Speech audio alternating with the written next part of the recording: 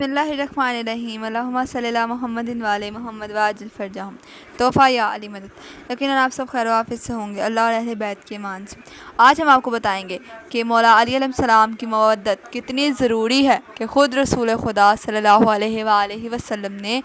اس خطبے کا آغاز کیا تھا، جو رسول خدا اللہ تعالیٰ کے محبوب ترین نبی ہیں، اللہ ان کو کہیں کہ تم میرے وصی اور میرے خلیفہ کے لیے خطبہ دو، تو وہ خطبہ آج ہم آپ کے سامنے پیش کریں گے کہ اس میں رسول خدا صلی اللہ علیہ وسلم نے کیا فرمایا۔ اس واقعے کے راوی ہیں حضرت جابر بن عبداللہ انصاری رضی اللہ عنہ، جو حدیث قصہ کے راوی ہیں۔ وہ بیان کرتے ہیں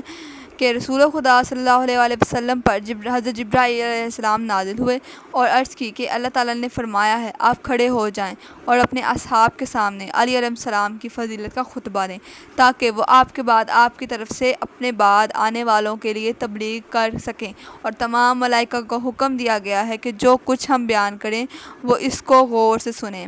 تو اے محمد، اللہ نے آپ کی طرف وحی فرمائی ہے کہ جو شخص آپ کے حکم کی مخالفت کرے گا اس کے لیے جہنم کو لازم قرار دیا گیا ہے، اور جو شخص آپ کی اطاعت کرے گا اس کی جزا جنت قرار دی گئی ہے۔ بس رسول خدا نے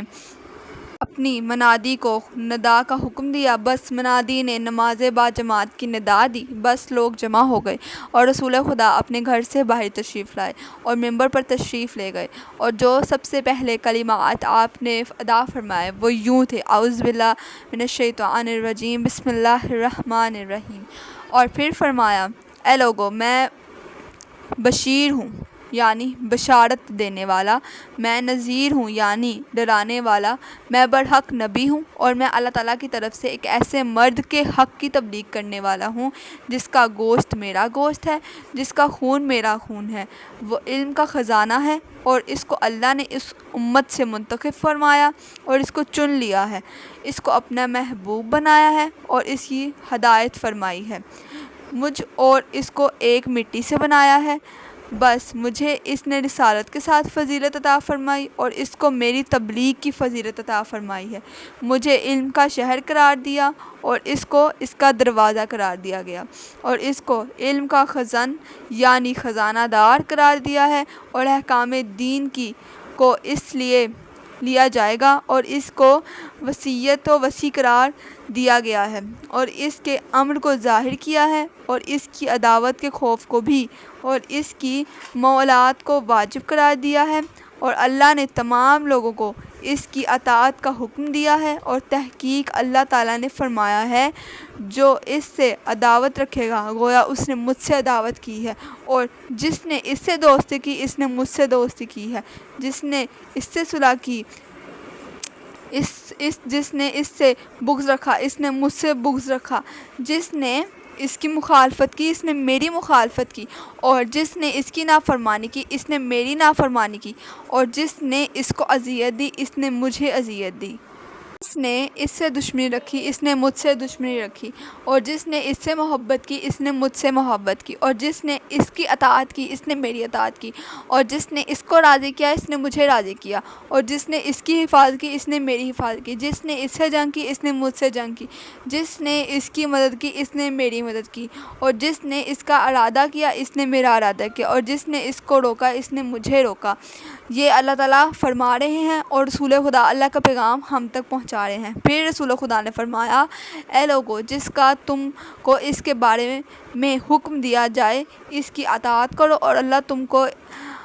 عذاب سے ڈراتا ہے۔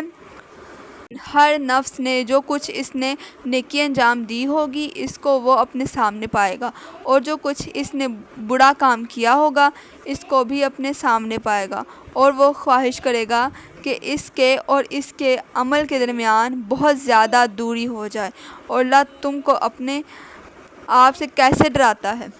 پھر رسول خدا صلی اللہ علیہ وآلہ وسلم نے امیر المومنین امام علی ابن ابی طالب علیہ السلام کا ہاتھ پکڑا اور فرمایا: اے لوگو، یہ ہے مومنین کا مولا، کافروں کو قتل کرنے والا، اور یہ سارے جہانوں پر اللہ کی حجت ہے، اور فرمایا: اے میرے اللہ، میں نے اس کی تبلیغ کر دی ہے اور یہ تیرے بندے ہیں اور تو ان کی اصلاح پر قدرت و طاقت رکھتا ہے، اپنی رحمت کے ساتھ ان کی اصلاح فرما کیونکہ تو ہی رحم کرنے والا ہے۔ پھر آپ ممبر سے نیچے تشریف فرما ہوئے، بس حضرت جبرائیل علیہ السلام نازل ہوئے اور عرض کیا، یا محمد، اللہ آپ کو سلام کہہ رہا ہے اور فرماتا ہے کہ آپ نے خیر کی تبلیغ کی ہے، اس پر آپ کے رب کی طرف سے آپ کے لیے جزائے خیر ہے۔ بس آپ نے اپنے رب کی رسالت کی تبلیغ فرمائی ہے اور اپنی امت کو نصیحت فرمائی ہے اور مومنین کو خوش کیا ہے اور کافرین کو ذلیل و رسوا کیا ہے۔ اے محمد، تحقیق یہ آپ کے چچا زاد کا ان کی وجہ سے امتحان ہوگا اور ان میں سے ان کو آزمایا جائے گا۔ بس رسول خدا کا یہ خطبہ ہم نے آپ کو حرف با حرف سنا دیا، جس طرح رسول خدا نے اس دور میں فرمایا تھا۔ ہمارا اس میں ایک بھی لفظ نہیں، اور رسول خدا نے یہ بھی فرما دیا کہ اللہ تعالیٰ کس قدر اپنے وسیع اور خلیفہ سے مودت کر رہا ہے، ہم نے وہ بھی فرما دیا، اور کس طرح اللہ اپنے نفس کو بیان کر رہا ہے جناب امیر علیہ السلام سے۔ اور رسول خدا نے مولا علی علیہ السلام کی شان میں کھڑے ہو کر منبر پہ یہ خطبہ آپ نے دیا تھا، اور تمام اصحاب وہاں پہ موجود تھے۔ پھر جو منافق ہوئے وہ بغض علی کے طرف سے نکلے، اور جو مومن ہوئے وہ شیعان علی بنے۔